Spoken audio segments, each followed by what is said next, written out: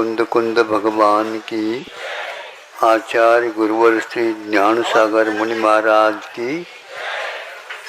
जलो परम पूज्य संत श्री आचार्य भगवान विद्यासागर जी महामुनि राज्य की, समस्त आचार्य संघ की।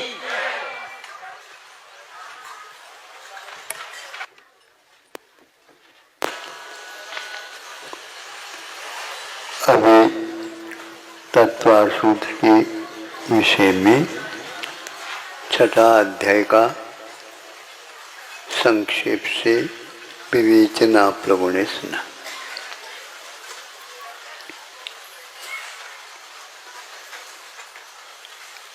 आश्रव का अर्थ वैसे कहा जाता है आना, लेकिन यह निश्चय से आने का अर्थ न हो करके जहाँ आत्मा के प्रदेश हैं वहाँ पर चूंकि हमारे भावों के निमित्त से वहाँ पर रहने वाले जो कर्म वर्गनाएं हैं कर्म के रूप में परिणत होते। जैसे इंद्रधनुष है, इंद्रधनुष के कारण यदि उस समय वर्षा हो रही हो तो वह वर्षा के साथ उसकी किरणों का संबंध होने से, रिफ्लेक्शन होने से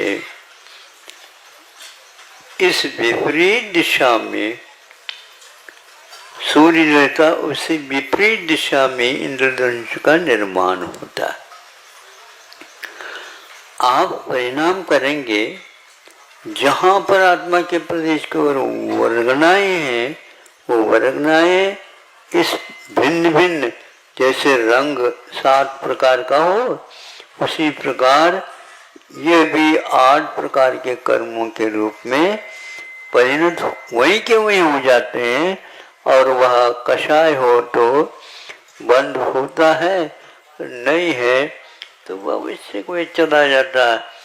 तो सूर्य भी वहीं पर रहेगा, प्रकाश भी वहीं पर रहेगा, वर्षा अपने बीच में यहाँ हो रही है और इस ओर इंद्रधनुष का निर्माण, इसमें हलन चलन लेन देन आदि कुछ भी नहीं होता। इसी प्रकार हमारे आचार्यों ने यह कहा जीव और अजीव का जब संयोग होता है, संयोग का अर्थ हम उससे प्रभावित होते हैं तो वर्गनाएं भी कर्म के रूप में परिणत होकर के प्रभावित हो जाते हैं। चूना है और हल्दी है, इन दोनों का सम्मिश्रण करने से तीसरा रंग का निर्माण होता है। इसी प्रकार जीव अकेला हो तो कभी आश्रव होगा नहीं, और अजीव भी अकेला रह जाए तो भी आश्रव नहीं होगा, किंतु जीव और अजीव का संयोग होगा। तो आज अनेक व्यक्ति कुछ स्वाध्याय का अतिरिक्त समझ लो, अथवा यूं कहना चाहिए कि अनुयोग का अभ्यास करने से उनकी मति में भी ऐसे ही लगभग परिणति हो रही है। राग द्वेष जो होते हैं वो आत्मा में तो होते हैं, लेकिन वो पुद्गल की पर्याय है ऐसा कहते हैं। ये उनकी अपनी मति है और अपना मत का निर्माण वो लोग कर रहे हैं। हम यहाँ से भावना करते हैं उनकी मति में सुधार आ जाए।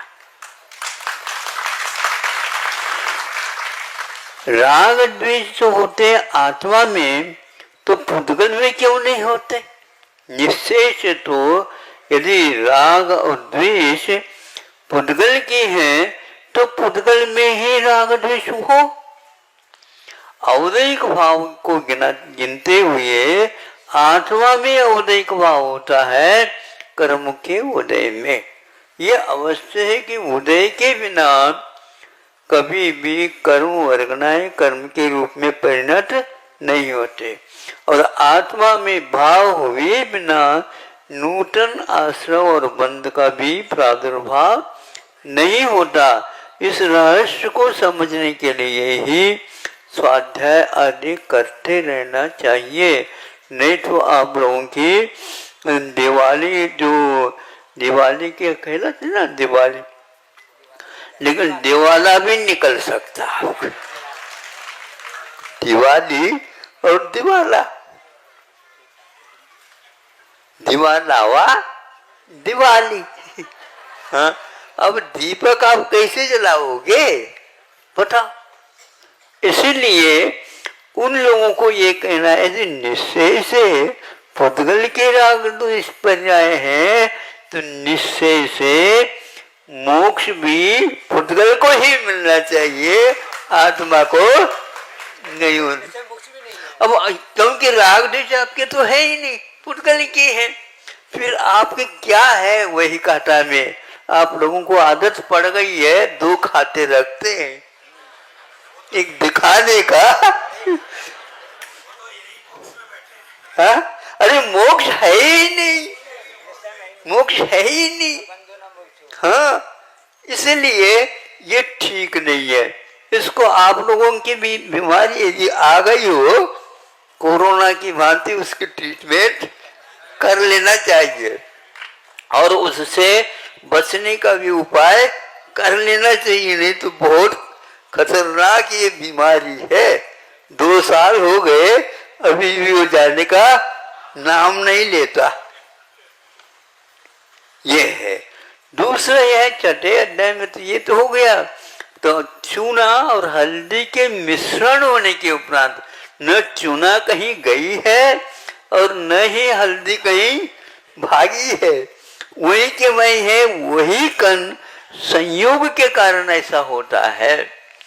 कर्म वर्गनाए कर्म रूप में परिणत होकर के आत्मा के प्रदेश से दूर है, लेकिन दूर होते हुए भी जिसने राग द्वेष किया है उससे वह चिपक जाते हैं। बहुत शानी है वो भी। हाँ, कर्म वर्गनाए जड़ होते हुए भी कर्ता कौन है, भोक्ता कौन है, स्वामी कौन है, ये तो कम से कम वो है नोट करके रखता है। कभी भी वो खाता खुलता है तो वही खाता वो खोल देता, दूसरे का खाता नहीं खोलता। ऐसे संबंध आत्मा के भावों के साथ होने से कर्मों में भी स्निग्धत्व और रुक्षत्व के प्रादुर्भाव होते हैं और आपके यहाँ राग द्वेष का प्रादुर्भाव होना होता है। ये 2 के कारण है। इसलिए प्रथम अध्याय में जीव के बाद अजीव का प्रसंग रखा। अजीव यदि बनता है तो जीव और अजीव दोनों मिलने के उपरांत कर्मों की व्यवस्था होती है। इसको जो नहीं मानता है, केवल निश्चय रटने से कुछ भी नहीं होता। निश्चय का निर्णय भी करना परम अनिवार्य होता है। ये एक बात हो गई। दूसरी बात क्या है? ज्ञानोपयोग, अभीक्षण ज्ञानोपयोग, अभीक्षण ज्ञानोपयोग। आप लोगों को पूछना चाहता हूँ, यह अभीक्षण ज्ञानोपयोग के साथ और भी कोई संबंध है? ये सम्यक और अभीक्षण ज्ञानोपयोग, ये 2 शब्दों का मेल है, इसलिए द्विवचन में उस शब्द का प्रयोग किया उमा स्वामी महाराज जी ने। इसका अर्थ ये है, अभीक्षण शब्द ज्ञानोपयोग के साथ भी लगाना है ना, और अभीक्षण शब्द सम्यक के साथ भी लगा लेना। जो आप रात दिन सरस्वती को रख लो आप अपने पास। कुछ ऐसे भी होते हैं बैठे बैठे सम्यक कर रहे हैं, पापों से डर रहे हैं।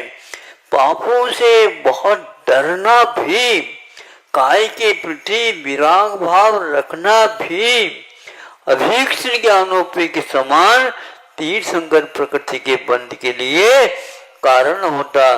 कुछ ही लोग जो साक्षर वाले होंगे वही शब्दों का भक्षण कर सकते हैं, और जिनको लीवर की शिकायत है वो नहीं कर सकते हैं। तो भी उसको तीर्थंकर प्रकृति का बंध हो सकता है। इसलिए उमा स्वामी महाराज ने दोनों भावों को एक साथ रख करके द्विवचन में उसका प्रयोग किया है। तीसरा और है, जैसे निन्नव है, मैंने छुपाना होता है। क्या छुपाना? अपने दोषों को तो उगाड़ने के लिए कहा है और दूसरे के दोषों को ढकने के लिए कहा है, और इससे उच्च गोत्र का बंध होता कहा है। फिर ऐसे कैसे आप कह रहे हैं? नहीं, जिनवाने के कोई भाग को हम ढक दें, जैसे ये कह रहे थे अंडरलाइन वाली बात, हम तो इतना ये कह करके छोड़ दिया, हम उसको पूर्ण करना चाहते हैं। हाँ, ये अंडरलाइन आजकल के स्वाध्याय के प्रणाली में देखो, हमने अंडरलाइन किए है ना, उसी को देखते जाओ, निश्चित पास हो जाओगे। फेल हो जाओगे आप, निश्चित फेल हो जाओगे, क्योंकि उन्होंने अंडरलाइन जो लगाए थे उसका तो दिखा दिया, लेकिन कुछ अंडरग्राउंड भी किया है। इसका नाम निन्नव है, छुपाना। ऐसा चल रहा है। महाराज ये आप कहाँ से ढूंढा? सुना देते। एक किताब मिली थी, अभिनंदन ग्रंथ था वो। अब मुक्तागिरी नहीं, अपने महुआ में चातुर्मास हो रहा था हमारा। हाँ, तो उस समय वह ग्रंथ मिला, तो पन्ना पलटता हमने देखा एक स्थान पर एक विद्वान का वह लेख था। विद्वान को हम नहीं बताएंगे और किताबों से ये भी नहीं बताएंगे, क्योंकि क्षोभ होने में देर नहीं लगता है यहाँ पर। अब देखो उन्होंने कितना जो दुविहम पे मोख मग्गे जाने पावन द्विजम मुनि नीमा तम्मापयत्त चित्ता यूयम ध्यानम समबसः। अभी क्या है, यदि आप ध्यान करना चाहते हो, दोनों प्रकार के मोक्ष मार्ग को धारण करना चाहते हो, तो इस प्रकार राग द्वेष आदि को छोड़ करके बैठ जाओ, तो अपने आप ही दोनों मार्ग, निश्चय मोक्ष मार्ग बहुत कठिन है, व्यवहार मोक्ष मार्ग तो बहुत सरल है, किसका कार्य कौन, कारण कौन, ये किसका समझना बहुत कठिन है, ये सब होता चला जाएगा। किंतु यह शब्द क्या रखा है? वहां पर मुनि नीमा कहा है। अब उसके साथ साथ यह आविष्कार हो गया, क्योंकि विद्वान ने लिखा है। हाँ लिखा है, लेकिन वहां पर मुनि लिखा है, न कि गुनी लिखा। गुनी कर दिया, उतनी ही मात्राएं हैं, और गुनी शब्द भी बनता है, लेकिन प्राकृत ग्रंथ है, आप थोड़ी सोच करके लिखते, वह गुनी शब्द नहीं, किंतु कौन सा गुण, कौन गुनी, जो गुण रखे, तो कौन सा गुण रखे? तो मुनि कहने से चारित्र संपन्न, सम्यक दर्शन से युक्त, सम्यक ज्ञान को भी उसके साथ पोर करके तीनों के साथ मोक्ष मार्ग बनता है। और इसमें व्यवहार मोक्ष मार्ग और निश्चय मोक्ष मार्ग दोनों रहते हैं। ऐसे मुनि महाराज जब दोनों मार्ग को प्राप्त करते हैं, कब? ध्यान की वेला में, और उनको भी ध्यान करना था, और चतुर्थ गुण स्थान में भी ध्यान होता है, इसलिए वहां पर मुनि के स्थान पर उन्होंने गुणी शब्द का प्रयोग किया। ये इसको बोलते हैं शास्त्र का अपलाप, इसको बोलते हैं निन्हो। यह अवर्णवाद है और यह छुपाना ठीक नहीं, और उसमें भी एक विद्वान होकर के छुपाते हैं। ऐसे बाजार में आजकल बहुत सारे जो व्यंजन बिक रहे हैं, भैया स्वर को ही ठीक रखो, व्यंजन से दूर रहो। स्वर तो आप जानते हैं, कोई भी स्वर हो वो अपने लिए अच्छा।